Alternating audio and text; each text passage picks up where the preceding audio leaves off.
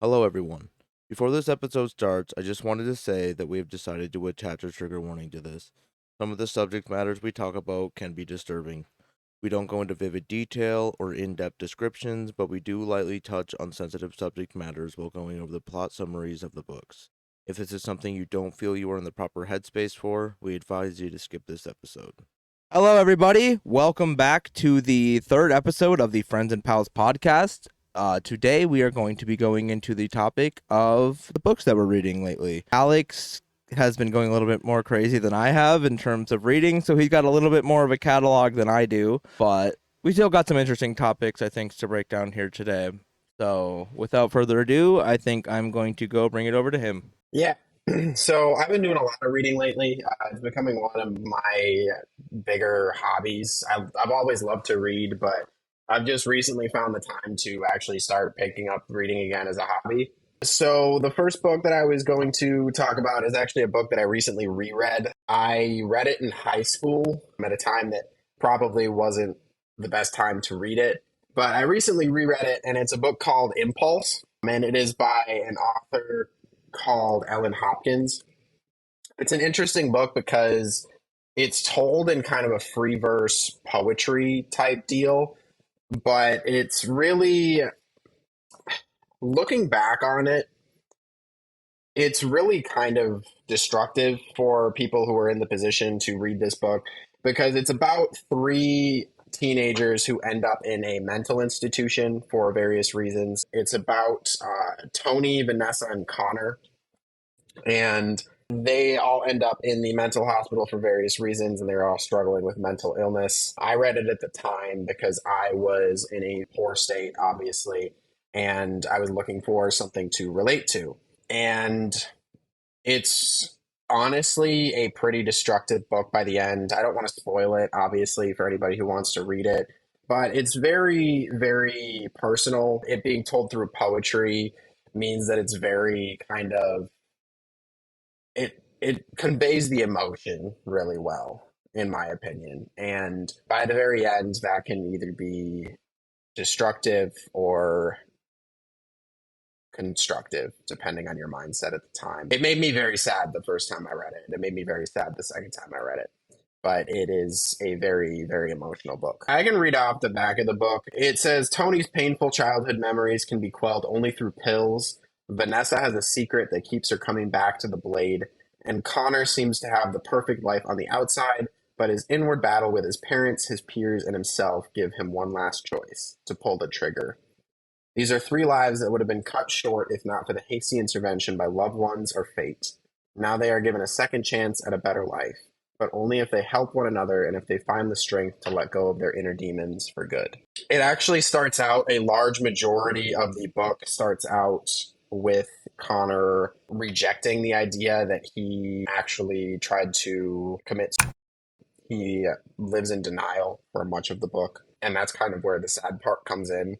It kind of mentions on the back of the book, so I'm comfortable talking about this part. But he, for a lot of the book, claims that he was playing with his dad's gun when it went off, and part of the way through the book, it kind of comes to this realization that it was not him just playing with his dad's gun. And so it's a very emotionally stirring book. It's very, very heavy. Ellen Hopkins has written a lot of things that are really, really heavy in their nature. Her most popular book is called Crank, and it's about meth addiction. She's known for kind of bringing stuff like that to the forefront. Whether that's a good or a bad thing is up for debate, but it's definitely something that people can relate to, and I think it's definitely very important to at least bring to the front. But the other book that I'll start us off with is less heavy in a way. I read Oedipus the King, actually. And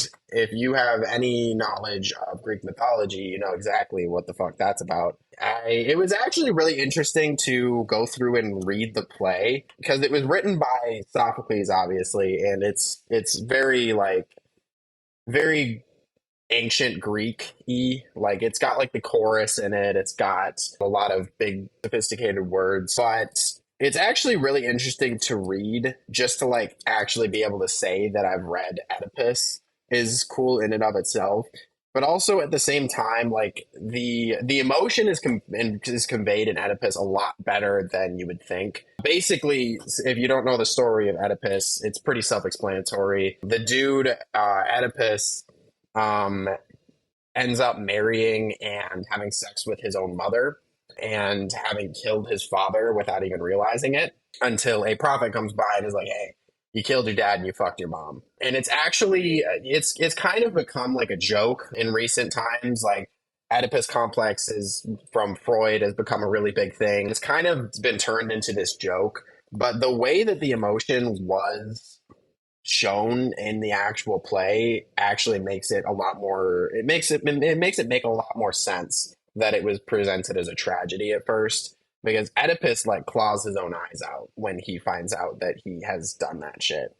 So it's very tragic. It was good. It was a quick read too because it's a play. I think I read it in probably not even that long just because it's a play, but I want to say I finished it in a day, but how long it actually took me, I have no idea. But yeah, that's the other book I wanted to start us out on. One heavier one and one less heavy one. All right. Yeah, that was a pretty interesting start to the video. Interestingly enough, I didn't read the first book specifically that you were talking about, but have read Crank by the same author a while back. And I actually recently myself got really into the Greek mythology type of stuff, so I did just recently kind of learn about that story in depth. So that's pretty interesting topic that we first went through. So I think for my first book is going to be a lot less interesting and grandiose, and maybe a little bit less morbid. But first book that I'm going to be talking about today is The Lost Cause of Bleak Creek. It was an interesting thing. It's not something that I normally would have gone out and like picked out to read. But well, friend, I don't need to explain this to you, but you know who Rhett and Link are. So they are the ones that actually wrote this book. They co-wrote it together. Oh, interesting. Yeah, so it's just kind of like a little mystery. Again, I'm gonna just kind of read off the back a little bit before I go into it, just so everyone can kind of get an idea of what the story is about. But it pretty much says in 1992, in Bleak Creek, North Carolina, a sleepy little town, place with all the trappings of an ordinary southern town, two Baptist churches, friendly smiles coupled with silent judgments, and an unquenchable appetite for pork products. Between the town's cheerful facade, however, Bleak Creek teens live in constant fear of being sent to Whitewood School, a local reformatory with a history of putting unruly youth back on the straight and narrow. A record so impeccable that almost everyone is willing to ignore the suspicious deaths that have occurred there over the last decade. At first, high school freshmen Rex McClellan and Leif Nielsen believe that what they've been told, that the students' strange demises were all just tragic accidents, the unfortunate consequence of succumbing to vices like Marlboro Lights and Nirvana. But when the shoot for their low budget horror masterpiece, Polterdog, goes horribly awry, and their best friend, Alicia Boykins, is sent to Whitewood as punishment, Rex and Leaf are forced to question everything they know about their unassuming hometown and its cherished school for delinquents. Eager to rescue their friend, Rex and Leaf pair up with recent NYU film school graduate Janine Bleistein to begin piecing together the unsettling truth of the school and its mysterious founder, Wayne Whitewood. What they find will leave them battling an evil beyond their wildest imaginations, one that will shake Bleak Creek to its core. So it's not one of those things that are like they're not. It doesn't like take itself super seriously, I don't think. But at the same time, as much as I was going into it thinking it was going to kind of be like a goofy type horror story from Rhett and Link, it actually was kind of a bit more deep than I was expecting. Like they actually really kind of had some elements in that story that actually made me think a little bit. And I definitely was not going into this book expecting that type of thing. So I definitely thought it was a good read. I went into it just like kind of thinking it was going to be something to waste time with, but I actually left it kind of with a message, and I think that's kind of important with books. So that's kind of why I wanted to talk about that one. Okay. That sounds interesting. I didn't know they wrote, to be honest, but yeah, that sounds interesting. I used to read a little bit more horror in high school. I haven't picked up a horror novel in a really long time, but it sounds interesting, like just from the synopsis and everything, like, and the fact that it's written by Rhett and Link just makes me want to read it off the bat. Yeah, I definitely found it was an interesting read and something to maybe give a little bit more thought to than just thinking it was kind of a funny book between Rhett and Link. If they would have written this under a pseudonym and released it, like I would have actually like thought this was like a legitimate author. Like I thought they did really fucking good. All right. So, the next two books that I'm going to bring up, one thing about my little collection, I'm starting off with the older ones, I think. Like, I shouldn't say Impulse is old, but I started out with Oedipus. The next one I'm going to talk about that I've read very recently is Jane Eyre by Charlotte Bronte. Bront? I don't actually know how to pronounce the last name, and I probably should have learned.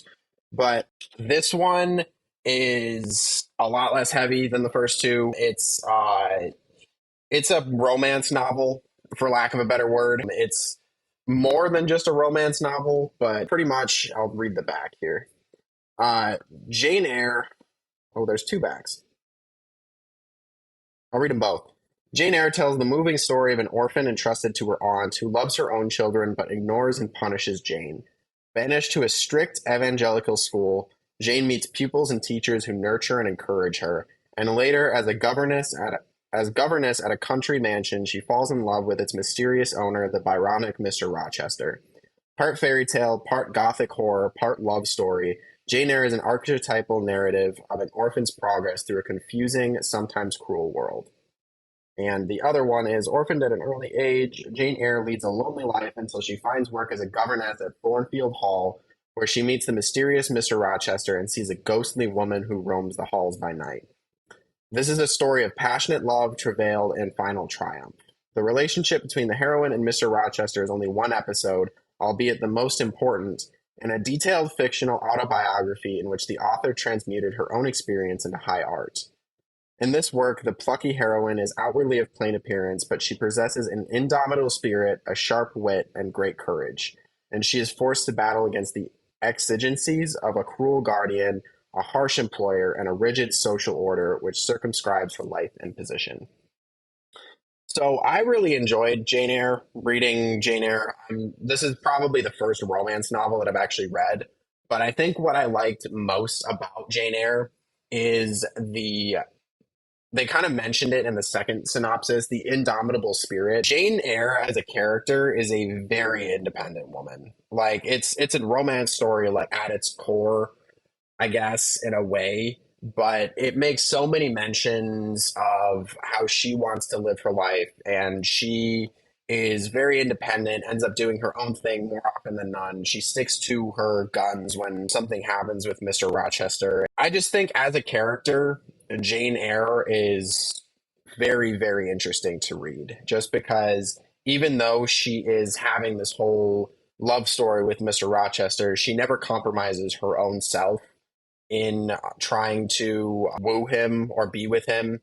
It's never compromising to her character. She's very true to herself, and very important to the story is her character and her sense of self. The other book I wanted to mention is Njal Saga. This is a Viking saga. It is very old. It used to be in a spoken story. It used to be kind of it didn't used to be written down. It used to be just a story that was passed along through the generations by the Vikings. It was an oral tradition to tell one of these stories. From the back here, Njal Saga, written by an unknown author in the late 13th century, is the mightiest of the great Icelandic prose sagas. Based on historical events in Iceland some 300 years earlier, it describes a 50-year blood feud from its violent beginnings to its tragic end.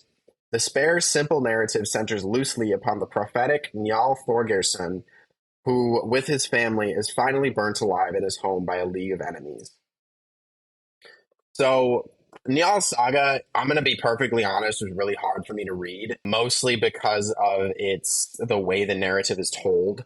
It's just so different from a lot of the other things that I've read, because it mentions in the synopsis that it's very loosely based on Njal himself, which is true. It is very, very loosely based on Njal. It'll have a passage on Njal, And then it'll be like, but there's these five other people who live in the village, and this is what they were doing around that time. And that was very hard for me to read, to be honest. It's interesting, and I loved reading it just because of the historical nature of it and the fact that it is one of the greatest Viking sagas at the time. But overall, it was really hard for me to read. It took me a long time to read it just because of the way the narrative jumps around, the kind of lack of description. I shouldn't say lack of description, but it's very much focused on the entire society at the time as opposed to just Njal and what happens to him. It's a very comprehensive story about Icelandic society around this time as opposed to just Njal and the blood feud and everything like that. Hell yeah. Sounds like a interesting read. I might actually have to check that one out. All right, friend. Book that I want to talk about today is it's kind of an older one. It's something I kind of read in middle school the first time, but I maybe it was one of those like nostalgic reads too that I kind of went back to it. But it's like an entire series that I got really into. The book I'm going to be talking about is I Am Number Four. It was kind of a popular series a little bit while we were in middle school. It was kind of a hit and miss if anybody really wanted to get into it because it was a little bit, I don't want to say outlandish, but it was a little bit different, I think, and newer at the time, so people were kind of a little bit less hesitant to get into it. But here, I don't even know if I can even give a back of the book on this one. Might just have to give my own explanation. So yeah, essentially the plot, it's about, oh god, how do I even put this into a synopsis? The plot is, it basically revolves around, and this is like a very basic like first book. They kind of expand into it a little bit, so I'm just going from the first book. It revolves around like two aliens that are living on Earth trying to hide from another like species of aliens that like destroyed their home planet and stuff like that. Like it's actually kind of relatable in a weird way when you're talking about aliens, but like the first book is kind of mainly about this the main character who's obviously an alien, but he's lived most of his life on Earth. So at this point, he kind of just feels like he's more so like a normal kid than he feels like he has to deal with this whole planetary war thing that's been going on with his planet. And so a lot of it in the beginning, it's like, I would say like almost like the first third to half of the book is just him trying to like live a normal life and forget about all this shit. But then like partway through, he kind of starts like developing weird like alien powers, and he kind of has to confront his destiny, type of thing. So it kind of flips into that.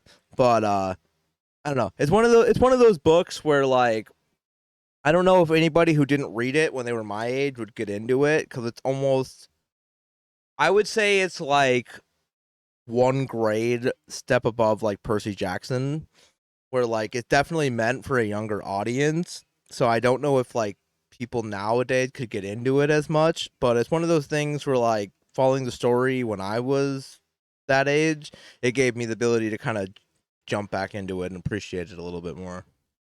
Okay. Yeah, I remember I read I Am Number Four back in high school, I think. I didn't really get into it, and I know you've always loved I Am Number Four, and that's kind of part of the reason why I picked it up.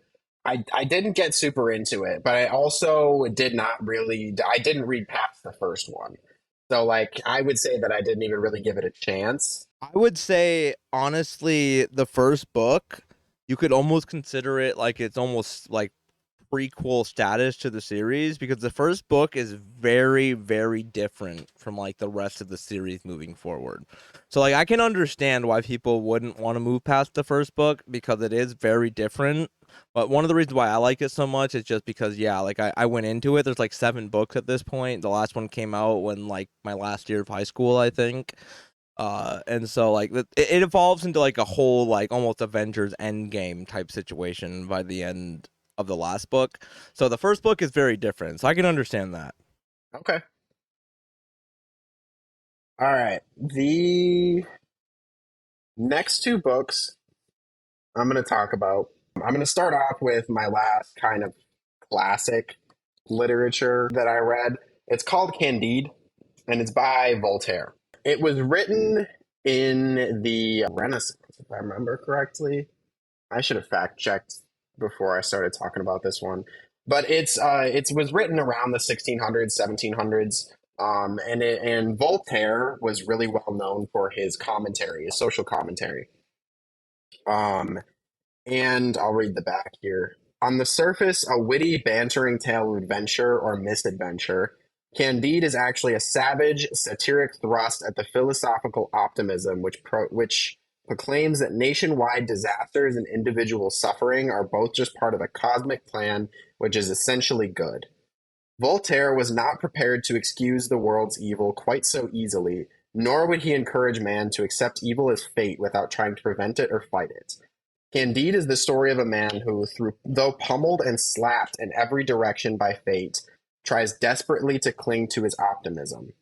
It is the greatest work of the great French writer and thinker. So yeah, it's about basically this dude named Candide who every chapter he encounters some kind of misfortune. At one point he loses his entire fortune and ends up living on the streets. At one point he watches the love of his life get decapitated, I think. It's terrible. It's brutal. Like it's so much happens to this dude throughout the course of the book, and it's not even that long of a book. It's 120 pages of a book. It's short, but so much happens to this dude every chapter, and he just follows the mentality that was the mentality of the French at the time, where he just believes, hey, this is all part of the cosmic plan. Like, this is all like everything is right in the world. Like, this is all going great for me. And like, he's able to keep that optimism throughout the book, but it's a criticism on like humanity can be evil. Not everybody's good. And so the kind of belief of like, hey, I just watched the love of my life get decapitated for all the wrong reasons, but hey, it's part of the cosmic plan is just kind of a really interesting way of thinking of things. And I'm an optimistic person. I'll come out and say that I'm an optimistic person, but there's a point where optimism can't really carry you beyond a certain point. Like you kind of gotta at some point look at it and be like, okay, this shit is happening and it is real. Like you can't live in denial. Pretty much is what I took from it, at least. You should be optimistic, but not optimistic to the point where you're not realistic. And the other book that I wanted to talk about is I think it's pretty similar to I Am Number Four because it's a book that we both read in high school, but I recently reread the first one because I bought it again. And that is Unwind. Oh my god. Okay, before we go into this, while we were prepping the beginning of this episode, looking for books and shit, while I was looking through my little bookshelves of books that I wanted to pull out and talk about, that one, I looked at that one, and I was like, I kind of want to talk about it, but I felt like we were specifying a little bit more on books that we had recently read, so I left it alone, but I literally looked at that book, because not only did I obviously read that book, but I read that book because of you specifically, off of your recommendations. Yeah, I recently reread it, so it's technically within the terms of the podcast. But it's really it is genuinely like one of the best young adult fiction books I've ever read. Like it is amazing. All four of them. It's a what do they call it? It's not a trilogy, but it's one quadrology, dystology. Yeah, dystology. I remember because you said that to me when we were in middle school when you first told me to read it, and I was like, "What the fuck is a dystology?" I'd never heard of that before. Yeah, dystology. So there's four of them, if I remember correctly, and there's Unwind. There is shit. I'm not going to be able to remember all of them off the top of my head. But Unwind is the first one, and that's the only one that I've read recently because once again I rebought it. But it is a very, very good book. I'll read the back of it. The Second Civil War was fought over reproductive rights. The chilling resolution: life is inviolable from the moment of conception until age 13. Between the ages of 13 and 18, however, parents can have their child unwound, whereby all of the child's organs are transplanted into different donors, so life doesn't technically end. Connor is too difficult for his parents to control. Risa, a ward of the state, is not talented enough to be kept alive. And Lev is a tithe, a child conceived and raised to be unwound. Together, they may have a chance to escape and to survive. So, unwinding, basically, it's very prevalent today because I feel like abortion rights are still really talked about. I'm not going to get into it, but abortion rights are still pretty relevant today with everything going on. And it's a really interesting dystopian look at kind of the pro life choice, I guess. Like, what if that went wrong, really wrong?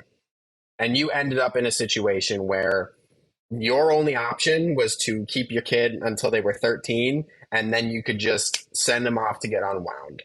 And it goes a lot more into the sci-fi aspects of that, so I'm going to touch on that as opposed to touching on the morals of it. But basically, your child can get unwound. They take parts out of you. They can take an entire arm, they can take just a finger, they can take a hand.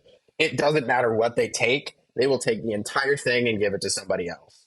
And it kind of talks about, it goes a little bit in one of the books about memories transferring between people, and it goes into like how terrifying it could be to be like age 16 and get unwound. Like there are like camps of kids where they're about to get unwound. And it turns into such this really terrifying tale of like these kids just trying to live their lives and be happy. And it is genuinely like I think about Unwind way too much. I think about it way more often than I should because it is genuinely still to this day one of the best books I've ever read. One of the best series I've ever read, I should say. Hell yeah. Yeah, no, again, on your recommendation, I started the series, and I feel bad to say, but I bought the Dystology box set and started to read it, but I lost the fucking third one somehow, just like out of nowhere. Like it would just disappeared, and so unfortunately, I was never able to finish it. But if it's still kind of something that's interesting today, I might even try to find a third copy because I still have 1, 2, and 4 sitting on my shelf. Yeah, I'm a little disappointed at having to rebuy the first one because that cover does not match the other three that I have because I bought the other three when they were coming out. So like I have the first one and it looks different than the rest of them, which it's not as detrimental as it sounds. I'm making it a lot more dramatic than it is, but because like at least I have the first one, but I definitely kind of miss the old version of the first one because it would have matched the other ones a lot better. All right, so the next book that I wanted to talk about, this isn't anything controversial or groundbreaking or anything like that. It's been around for a long time, but I've been kind of rereading the Lord of the Rings series a little bit. I don't know. I read them I think in middle school and like kind of into high school a little bit at the time, but I don't think I was like mature enough mentally to like truly appreciate the books at that time. So I never really like truly like enjoyed them. But I recently started going on a kick with my fiance with like going into Lord of the Rings. I've been trying to like introduce her into like the movies and stuff. And just after like watching the movies, I just had like a really strong urge to try and like get into the books again. And so I picked up the first one, like a random copy, and got about halfway through and I realized, oh shit, I'm gonna need the rest of the series because I just got like immediate. It was so nice. It felt like the adult version of like Harry Potter, Percy Jackson, like that type of thing, where like you could like truly get lost in a fantasy world again without like that nagging in the back of your head. Just like this is for 7 years old. Like it was just it just felt really nice, and I truly appreciated like Tolkien's writing and like his like descriptions of the lands and like even how far he went into like writing his own languages for the books and shit. Like I mean, it was absolutely fucking crazy what he actually accomplished with those books. So I just kind of wanted to give a shout out to those because I I don't know. They helped me out through a bit of a rough time too, so maybe that's why I also have a little bit more of a sentimental place for them. But yeah. All right. Yeah, I've never actually read Lord of the Rings. I've read The Hobbit, but I've never gone on to read Lord of the Rings. It's one of the books that's been on my plan to read for a very long time, and I will get to it. I just have not found the time to read them yet, mostly because I have probably close to 20 to 30 books that I own that I haven't read. And so I've got other things to tackle before I tackle Lord of the Rings. It's definitely a book series that I've always wanted to read. I love the movies a lot. And so it's definitely one of the things that's on my plan to read, and definitely something I'm going to jump into at some point. I kind of structured my next two together very for a very specific reason. This first book that I'm going to talk about, I don't actually have the physical copy with me right now, but they're paired together because they're both books I have problems with. I read them and I don't want to say I didn't love them. The first one I definitely didn't. The second one I did in a way, but I have a problem with both of them. So the first one I wanted to talk about is called Diary of an Oxygen Thief, and it's by an anonymous author. It's the author is claimed to be anonymous. It's the back of the book. I remember it really specifically because it says something along the lines of, imagine Holden Caulfield from Catcher in the Rye is an alcoholic and Lolita is blinded by ambition. And so it compares it to two really classic pieces of literature, Catcher in the Rye, which is I loved Catcher in the Rye when I read it in high school, and Lolita, which is another classic piece of literature, which I'll touch on a bit later. But it compares it to two classic pieces of literature. But this book is only 151 pages long. And I remember that specifically because it is 151 pages of absolute agony for me. It is about this guy he starts out as an alcoholic. He's from Ireland. And he starts out as an alcoholic who likes to hurt people. He's basically a raging misogynist. His first relationship that he describes is a 4 year relationship where he decides that he is going to hurt her because he wants to see her hurt. And it goes through a couple of relationships after that where he is specifically leading these girls in to hurt them because he wants to see them hurt. He eventually goes to AA. He eventually gets clean and stops hurting people. And it goes into how he moves from Ireland to Minnesota, actually, and joins this advertising firm because he works as a marketing person. And he meets this girl who is described as Lolita in the back of the book. And the way it progresses, he says very clearly throughout the book that it does not end well for him, but it tries to make you feel bad for him.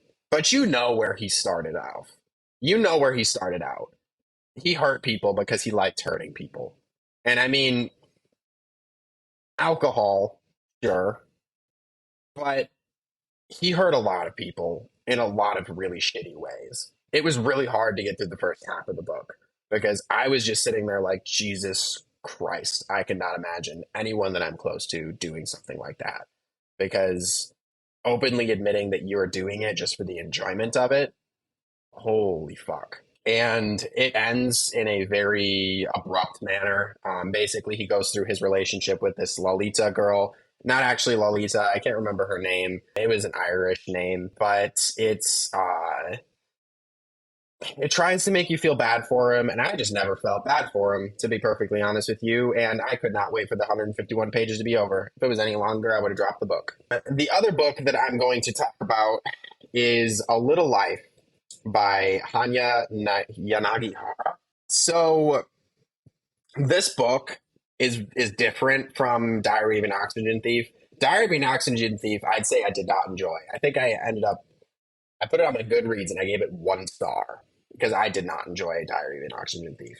I enjoyed A Little Life at times. Genuinely, like, it is heartbreaking. It is a masterpiece of a book in a way. But I'll read the back here. A Little Life follows 4 college classmates, broke, adrift, and buoyed only by their friendship and ambition as they move to New York in search of fame and fortune. While their relationships, which are tinged by addiction, success, and pride, deepen over the decades, the men are held together by their devotion to the brilliant Enigmatic Jude, a man scarred by an unspeakable childhood trauma. A hymn to brotherly bonds and a masterful depiction of love in the 21st century, Hanya Yanagihara's stunning novel is about the families we are born into and those we make for ourselves. So, A Little Life is a beautiful, beautiful book. It is a 700, maybe 800 page book. It's long, but it is an epic book. It dives into relationships, it dives into love, it dives into self-harm, into addiction, into just about everything that plagues a lot of us in this time. And that is where I have a problem with it. Its depiction of specifically self-harm, it tells it from Jude's perspective. And it feels so destructive to have something so raw out there in a way. Like, it is very much a painful book to read. Is it important? I don't know if that's for me to say.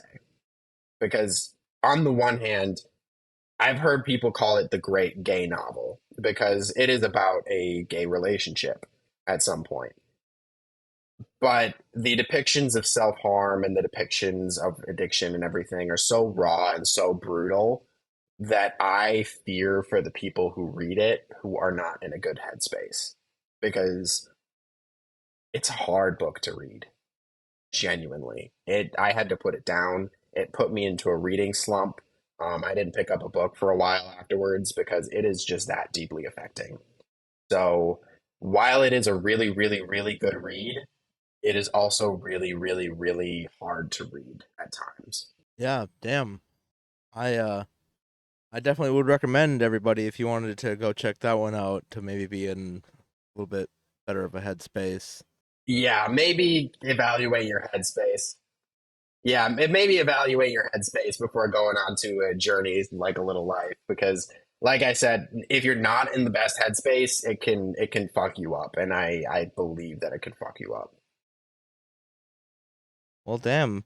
I I feel weird about my book choices. You kind of about brought some really complex subject matters to the tables, and I've just kind of been like, I like this book because it made me feel good when I was little. Yeah. I'm gonna say my books are a little heavier. I like to read the shit with thematic importance most of the time. So I read a lot of the shit with the heavy moral messages to it. Yeah. Well, again, for my next book, this book is kind of a stand-in for audio listeners. I know you probably don't know what's happening right now. I I guess this might have a little bit more of a backstory to it. I'll be quick with it, but I started when I was working at one place that you know that I was at. I started listening to. I was able to listen to like podcasts and like audiobooks. And so I started listening to a audiobook on Audible by Stephen Fry that was kind of about the Greek mythos legends, and that in and of itself kind of sparked something in me that kind of wanted to learn more about it. So I got this like box set. I can't even remember where I got it, to be honest with you. I think I almost like got it at a garage sale or something like that. But it's this really like large intricate book series about not only like Greek mythology, but it's also about like Norse mythology and Egyptian mythology, and I've been just kind of really getting into that recently. It might have something. I think it also might have had something to do with the fact that we were both like playing Assassin's Creed like at the time, and also I'm not going to name it specifically, but we had that project that we were doing, Four Corners. That's all I'll say. We had that project that we were doing, so I think that like everything like with that just kind of got me more into it. But it was a nice little escape to get into it a little bit, and I think it was really cool to kind of learn about like actual history because the book I was reading, they were a lot more focused on trying to like clear up like misconceptions and stuff. They were trying to really tell you how things actually were. So they cleared up a lot of like misconceptions about the Vikings and like the ancient Egyptians and the Greek people and stuff like that. And so I found it a good read as well as being really educational. And so that's kind of one of the reasons why I really appreciated it. Yeah, I've always been interested in mythology and ancient history and everything like that. Like, you ask me about American history, I will not know a single thing. But ancient, like Greece, ancient Egypt, like ancient history, I've always been interested in that. I love to see the way people believed, and I love to see just interesting things like that. Just the way that people lived their lives during that time, I find really interesting. That's also part of the reason why I read Njaal's saga, because it was very interesting to me to learn how they were actually living at the time. My next two books, I have one of them. The other one I do not have with me. The first one I'm going to talk about is Norwegian Wood by Haruki Murakami, yet another Japanese author. This one, this one I wanted to read for a very long time. This was one of my top books on my plan to read for a while because I was looking for something that would deeply affect me, much like something I recently read. Something I read probably 2 years ago really, really deeply affected me with the point I was at in my life. And I was looking to recreate that experience with Norwegian Wood. Sadly, it did not recreate that experience. Was it still a fantastic read? Absolutely. But I will read the back of it here. Toru, a serious young college student in Tokyo, is devoted to Naoko, a beautiful and introspective young woman, but their mutual passion is marked by the tragic death of their best friend years before. As Naoko retreats further into her own world, Toru finds himself drawn to a fiercely independent and sexually liberated young woman. A magnificent coming of age story steeped in nostalgia, Norwegian Wood blends music, the mood, and the ethos that were the 60s with a young man's hopeless and heroic first love. So it kind of dives a little bit, it dives a lot into his mindset at the time, and I kind of resonated with that a lot because he's going through college and he feels very lost in the world a lot of the time. He meets Naoko, who obviously, like it mentions, they are linked because Naoko was dating his best friend and his best friend tragically committed suicide. A couple years later, they reconnect and they start to fall in love. And I will stop there because I don't want to ruin anything. But he also meets a girl through his college that he also falls in love with, ending up with a love triangle of sorts. But it's a very good read because it's about being lost in your 20s. It's about kind of trying to find your place in the world, in a world where like things are moving, things are growing, things are changing. And that part resonated with me. It didn't have the same effect on me that I was hoping for, but it definitely is a very important book for me at this point in time. The other book that I wanted to mention that I don't have is called 3 Days of Happiness, and I don't know the author off the top of my head. But 3 Days of Happiness is actually a different one to mention. It's a shorter book because it's called a light novel. Maybe it is a full novel. I can't remember. But either way, 3 Days of Happiness is another dystopian one in a way, but it's about this company that you can sell your life to for 3,000 yen per day. So I don't remember what the translation for currency is, but that's not much. Like, it evaluates your life and the time that you will have and gives you a price based on how good your life is going to be, and will offer to buy your life for that amount. So he sells everything but 3 months of his life and ends up with 300 million yen to spend for the rest of his 3 months. And they give you a monitor who is supposed to stay with you and make sure that you don't do anything crazy, go off the deep end because you only have 3 months left. Why not? And it ended up about a lot more than I thought it was going to be. At its core, he falls in love with his monitor because he's spending so much time with her. But it's also about art and the beauty of life and appreciating what you have. Because when you only have 3 months left, you start to appreciate the little things that you do have. And so I think it is such a beautiful story, and I really, really loved it. I read it all in one sitting because I just could not stop turning the pages. Oh yeah, sounds like a very good read. So my last book, and I did do the classic save the best for last in my eyes. This book right here is called Project Hail Mary, and it is a book by an author named Andy Weir. The only reason why I'm bringing that up is because he wrote probably one of my second favorite books ever written, The Martian, which was, like I said, one of my favorite books. I don't think I need to go into it any more than that. But this book, I'm just going to kind of read the back of it, as is tradition. Ryland Grace is the sole survivor on a desperate last chance mission, and if he fails, humanity and Earth itself will perish. Except that right now, he doesn't know that. He can't even remember his own name, let alone the nature of his assignment or how to complete it. All he knows is that he's been asleep for a very, very long time, and he's just been awakened to find himself millions of miles away from home, with nothing but two corpses for company. His crewmates dead, his memories fuzzily returning, Ryland realizes that an impossible task now confronts him. Hurtling through space on this tiny ship, it's up to him to puzzle out an impossible scientific mystery and conquer an extinction-level threat to our species. And with the clock ticking down and the nearest human being light years away, he's got to do it alone. Or does he? An irresistible interstellar project as only Andy Weir could imagine it, Project Hail Mary is a tale of discovery, speculation, and survival to rival the Martian, while taking us to places it never dreamed of going.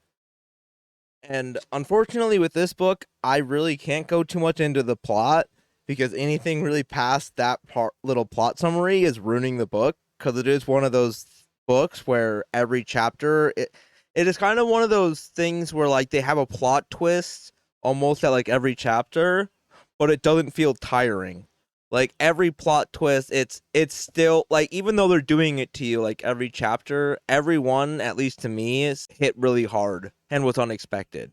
Because like I think like part of the thing that again like me and my fiance kind of listened to this one ourselves like audiobook and reading it. One of our things was that we were trying to sit and guess like what the plot twist was going to be because we knew it was coming, but whatever, and we never once even got close to actually guessing what the hell was happening, and so the whole thing just felt like a like pretty much like it said you're going through the narrator has amnesia kind of. And so you're going through his POV from when he's first like waking up from whatever gave him his amnesia, and as his memory comes back, you kind of get more context clues.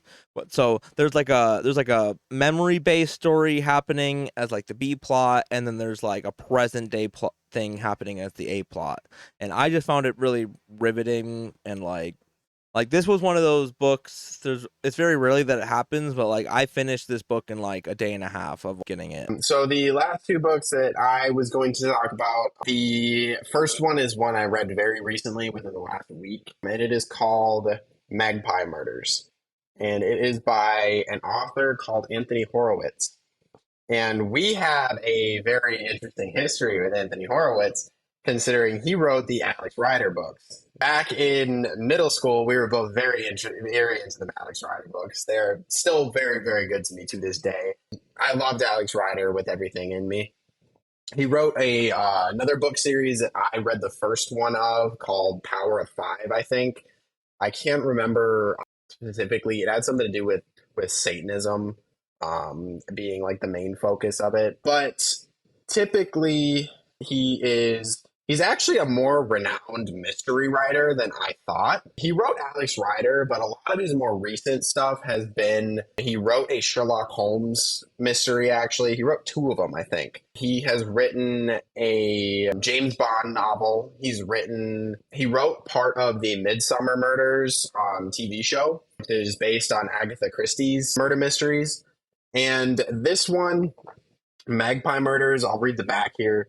Alan Conway is a best-selling crime writer. His editor, Susan Ryland, has worked with him for years, and she's intimately familiar with his detective, Atticus Pound, who solves mysteries disturbing sleepy English villages. Alan's traditional formula pays homage to queens of classic British crime, such as Agatha Christie and Dorothy Sayers. It's proved hugely successful. So successful that Susan must continue to put up with his troubling behavior if she wants to keep her job. When Susan receives Alan's latest manuscript, in which Atticus Pound investigates a murder in an English manor house, Pye Hall, she has no reason to think it will be any different from the others. There will be dead bodies, a cast of intriguing suspects, plenty of red herrings and clues. But the more Susan reads, the more she realizes that there's another story hidden in the pages of the manuscript. One of ruthless ambition, jealousy, and greed, and that soon it will lead to murder. So, obviously, this is a pretty straightforward, I shouldn't say straightforward, but from the synopsis of it, it's a pretty straightforward murder mystery novel. But what makes it really interesting is the use of story within a story. Because the first half, I actually read a really interesting review on it where somebody said that they didn't read the back of the book, they just jumped right in. And they actually thought that the entire novel was going to be the Atticus Pound novel. But for the first half of this book, you are reading the manuscript that Alan Conway has written. But halfway through, it flips, and you are reading about the editor and the writer. So there's a story within a story element to it, and that ties together really well. And I'm ashamed to say I did kind of have an idea of who the killer was at some point, but I never figured out who it was in the novel within a novel. And that was very interesting to me to figure out who it was. But I've never been one for reading murder mysteries. Like, this is probably the first one that I've ever picked up, I think. And this is probably one of my favorite books. I really enjoyed it. It was one of those books where I could not stop turning the page just to figure out who done it. And it was a very, very good read from beginning to end. Like, I never got bored. I never got to a point where I was like, I just want this book to end. Like, I enjoyed it through and through. And the last book that I wanted to talk about, I don't have with me. I'm kind of cheating on it too, because technically I'm still reading it, but I'm actually reading Lolita by Vladimir Nabokov. I don't know how to pronounce Russian names, so I might have completely butchered that. But that's kind of why earlier when we were talking about Diary of an Oxygen Thief, I mentioned that I mentioned Lolita a little bit later. Lolita is a really interesting book, at least so far. It kind of dives a little bit into really taboo topics. And I realize that this is something that I've kind of touched on already, like twice. But you are reading it from the perspective of a pedophile in Lolita. There is this. I should kind of separate this from the first two books that I mentioned. This is a very black and white situation. Like, this is a very black and white moral topic to be talking about because you're reading it from the perspective of a pedophile. He is sexually attracted to 12-year-old girls. He calls them nymphets. And there is one specifically that he gets really enamored with, and he calls her Lolita. And obviously, she is the focus of the novel. Reading it, I get the chills. I get it grosses me out. I don't like reading it. I want to just say that I'm not enjoying it from like a perspective where like, hey, this is a really good plot. It's interesting to read because it kind of dives into the morals of it. A classic piece of literature, and that's what kind of why I picked it up. I'm really into reading classic literature. That's the main reason why I picked it up. I'm not particularly enjoying the pedophilia in it. I should go ahead and say that I'm not enjoying the pedophilia in it. It makes me really uncomfortable, and I really don't like reading it whenever he goes into detail with it. But it has been called one of the greatest books of all time. It has been really, really, really talked about in literary like circles and everything for its analysis, for its topic, for its discussion of morals and everything. Like Vladimir Nabokov, the author specifically, has been kind of flamed a little bit for writing this. And it's a very controversial book, obviously, but I haven't finished it, so I can't give my full thoughts on it just yet. But it's an interesting read, not necessarily one that I'm enjoying at this point in time. But I gotta withhold my full thoughts until I actually finish it. Yeah, You definitely seem to be reading some of the more thought provoking type of books out there for sure. It's it's one of my greatest the thing about me is that if a story does not have a thematic or moral importance, I'm less inclined to pick it up. I've always been more focused on on thematics and motifs and messages and stuff like that that are gonna come out of reading a certain book. So I've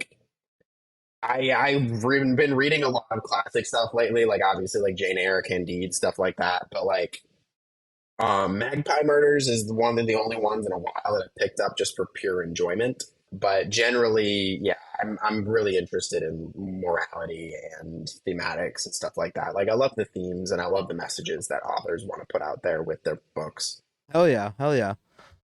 Well, I think we are I think we are reaching the time constraints here. I think we were both trying to do another shorter episode and it somehow spiraled into a longer episode again, which is it's totally fine. Like I think it's just bound to happen. We both have really a lot to say with the topics that we choose, so maybe it is just a little bit limiting to kind of try and do it like that, but I think that this was kind of fun.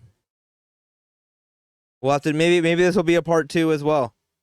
Yeah, yeah, it was definitely fun. I think beyond this, it'll get a lot shorter just because I'm hoping we're not going to read like 10 million books between now and the next time we do this. But hey, even though maybe. What, you don't want us to get like good at reading or what? What was that about? We got readers points or whatever?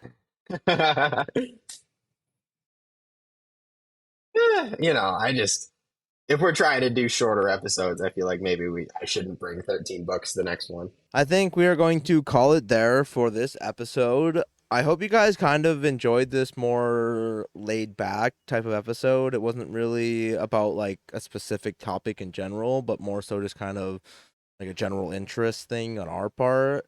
It's a little bit different than the two we kind of did before, where I feel like we had a bit more of a structured thing